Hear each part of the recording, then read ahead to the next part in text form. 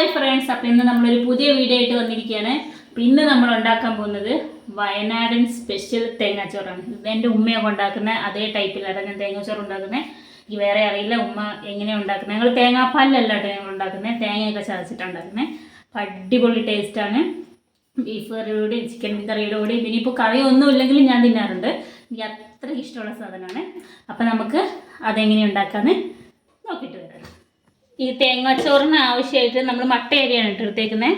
അപ്പോൾ സാധാ അരി വേണമെങ്കിൽ എടുക്കാം. അപ്പം ഞാൻ മട്ട അരിയാണ് എടുത്തേക്കുന്നത്. അപ്പം ഞാൻ കുക്കറിലാട്ടോ ഉണ്ടാക്കാൻ പോകുന്നത്. അപ്പം ഈ അടുപ്പിലുണ്ടാക്കണം എന്ന് വിചാരിച്ചു, പക്ഷേ ഒരുപാട് ടൈം എടുക്കും. അപ്പോൾ അതുകൊണ്ട് കുഞ്ഞുണ്ട് ഇവിടെ, അവനെല്ലാം വലിച്ചിടുന്നുണ്ട്. അപ്പോൾ നമ്മളിത് ഈ ഒരു കപ്പിൽ നമ്മൾ റൈസ് എടുത്തിട്ടുണ്ട്. ഇത് നമുക്ക് കഴുകിയെടുക്കണം. ഇനി നമുക്ക് വേണ്ടത് തേങ്ങ. ഇത് ഇത്രയും തേങ്ങ ഞാൻ എടുത്തിട്ടുണ്ട്. ഒരു തേങ്ങ കേട്ടോ ഇത്, ഒരു തേങ്ങ ഞാൻ എടുത്തിട്ടുണ്ട്. പിന്നെ നമുക്ക് ആവശ്യത്തിന് കറിവേപ്പില വേണം.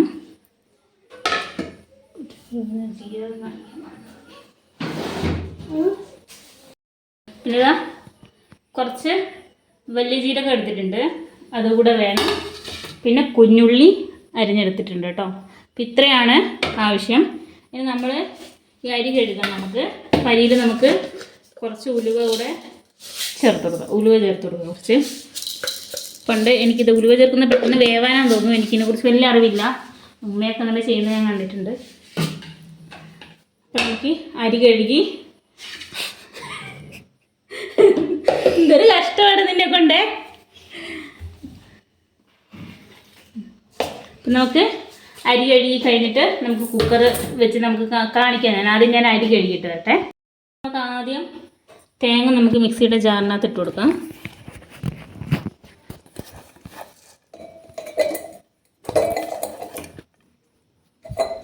ഇട്ട് കൊടുത്തിട്ടുണ്ട്. നമുക്ക് കുറച്ച് ചെറിയ ഉള്ളി കുറച്ചിട്ട് കൊടുത്താൽ മതി, ബാക്കി അത്ര മതി. പിന്നെ നമ്മുടെ ജീരകം, വലിയ ജീരകം ഇട്ട് കൊടുക്കാം. ഒരു തണ്ട് കറിവേപ്പില ഇട്ട് കൊടുക്കാം. പിന്നെ കുറച്ച് മഞ്ഞൾപ്പൊടി ഇട്ട് കൊടുക്കാം കേട്ടോ.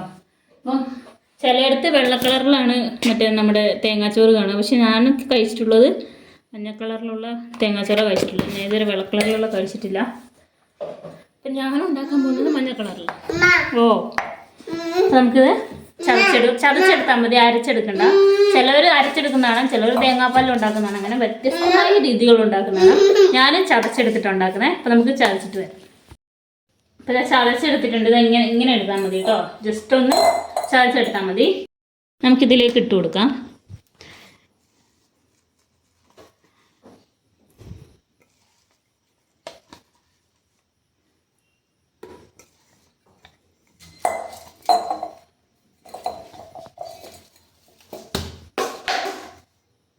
അപ്പോൾ ഇതിലേക്ക് ഇട്ട് കൊടുത്തിട്ടുണ്ട്. ഇനി നമുക്ക്, ഞാൻ കുക്കറിലാണ് ഉണ്ടാക്കാൻ പോകുന്നത്. കുക്കർ അടുപ്പത്ത് വെച്ചിട്ടുണ്ട്.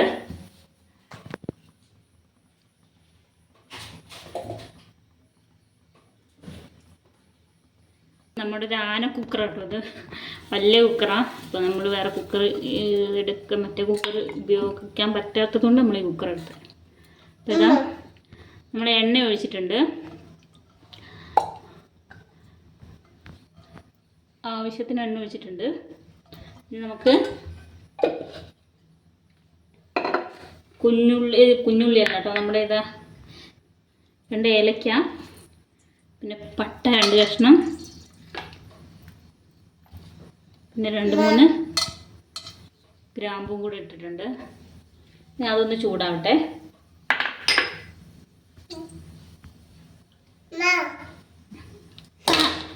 കുഞ്ഞാണി ഒന്ന് ചൂടാവട്ടെ കേട്ടോ, ഒന്ന് പൊട്ടട്ടെ.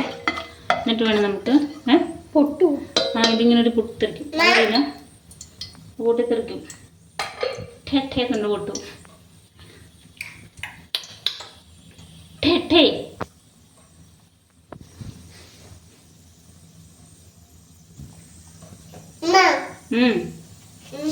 വേണ്ട, അമ്മയ്ക്ക് വേണ്ട. അപ്പോൾ ഇതൊന്ന് ചൂടായി വന്നിട്ടുണ്ട്. നമുക്ക് കുഞ്ഞുള്ളി ഇട്ട് കൊടുക്കാം. ഓ ഇത് കറിവേപ്പില ഇട്ട് കൊടുക്കാം. കറിവേപ്പില കുറച്ച് കൂടുതൽ ഇട്ടാലും കുഴപ്പമില്ല. നന്നായിട്ട്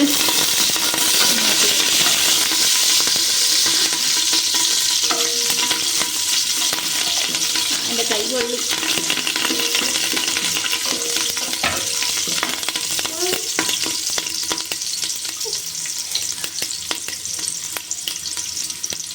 ഒപ്പിച്ച് കഴിഞ്ഞുണ്ടോ? ഇതൊന്ന് മൂക്കട്ടെ. മൂത്ത് കഴിയുമ്പോൾ നമുക്ക് ആവശ്യത്തിന് ഇത് മൂത്ത് വന്നിട്ടുണ്ട്. നമുക്കിതിലേക്ക് ഞാനിപ്പോൾ ഈ ഒരു കപ്പിലല്ലേ അരി എടുത്തത്. അപ്പോൾ ഇതിലേക്ക് 2 കപ്പ് വെള്ളം ഒഴിക്കാം. 1 കപ്പ് ഒഴിച്ചു.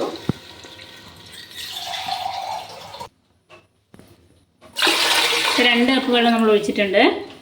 ഇനി നമ്മളെന്താ ചെയ്യേണ്ടതെന്ന് വെച്ചാൽ നമ്മുടെ ഈ അരപ്പില്ലേ ഇതും കൂടെ ഇട്ട് കൊടുക്കാം.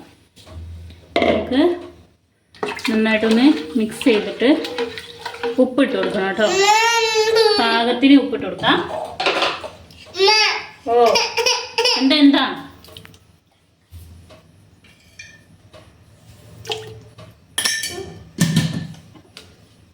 ഉപ്പിട്ടിട്ട് ഇതൊന്ന് തിളക്കട്ടെ. ഓ കൊണ്ട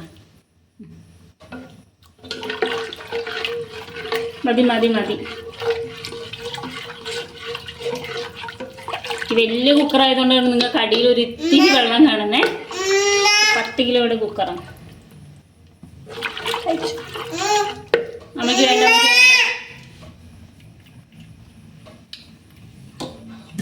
നമ്മൾ ഉപ്പിൻ്റെ അളവ് നോക്കിയിടണേ, പിന്നെ നമുക്ക് ഇടാൻ പറ്റില്ല. അപ്പം ചോറിലേക്ക് പിടിക്കുന്നത് കൊണ്ട് നമ്മൾ ഈ വെള്ളത്തിന് ഉപ്പൊന്ന് മുന്നിട്ട് നിൽക്കണം കേട്ടോ. ഓ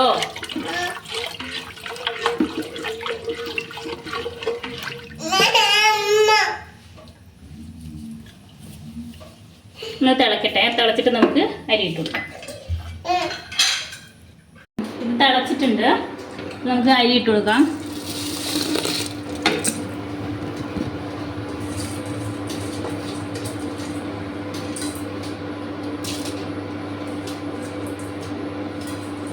മട്ടരി ആയതുകൊണ്ട് കുറച്ച് വേവ് ഉണ്ടാവും, പക്ഷെ ഇത് അധികം വേവില്ലാത്ത മട്ടരിയാണ്.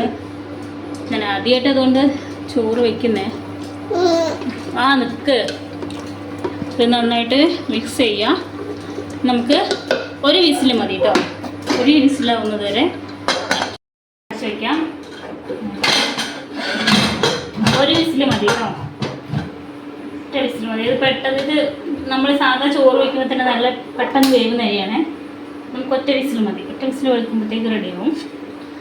ഒരു വിസിൽ അടിച്ച് കഴിഞ്ഞിട്ട് നമുക്ക് കാണാം. അപ്പം ഒരു വിസിൽ അടിച്ചിട്ട് ഞാൻ ഓഫാക്കി വെച്ചിട്ടുണ്ട്. അപ്പോൾ ഇതിൻ്റെ വിസിൽ ഇതൊക്കെ പോയിട്ടുണ്ട്. നമുക്ക് തുറക്കാം. തുറക്കാൻ പറ്റുന്നില്ല.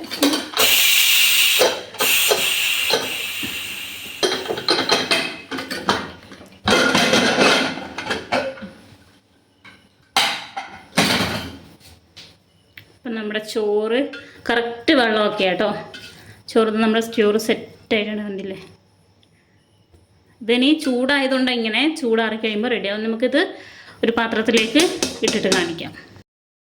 നമ്മുടെ തേങ്ങാച്ചോറ് ഇതാ ഞാൻ ഒരു കാസറോളിലേക്ക് ആക്കി വെച്ചിട്ടുണ്ട്. അപ്പോൾ ഇത് മഞ്ഞ കളർ കുറച്ച് കുറവാട്ടോ. അപ്പോൾ നിങ്ങൾക്ക് ഇതിനേക്കാളും കൂടുതൽ മഞ്ഞ വേണമെങ്കിൽ നമ്മൾ വെള്ളം ഒഴിക്കത്തില്ല, വെള്ളം ഒഴിക്കുന്ന സമയത്ത് കുറച്ചുകൂടി മഞ്ഞൾപ്പൊടി ഇട്ടാൽ മതി. അപ്പം ഇതെല്ലാം വിട്ടിരിക്കുന്നത് കുറച്ച് തണുത്ത് കഴിയുമ്പോഴത്തേക്ക് നല്ല വിട്ടിരിക്കും. ഇതങ്ങനെ ഒട്ടിപ്പിടിച്ചിട്ടൊന്നുമില്ല, കറക്റ്റ് വേവാട്ടോ. അപ്പം എല്ലാവരും ഒന്ന് ഉണ്ടാക്കി നോക്കണേ. അപ്പം നമുക്ക് ടേസ്റ്റ് ചെയ്ത് നോക്കാം.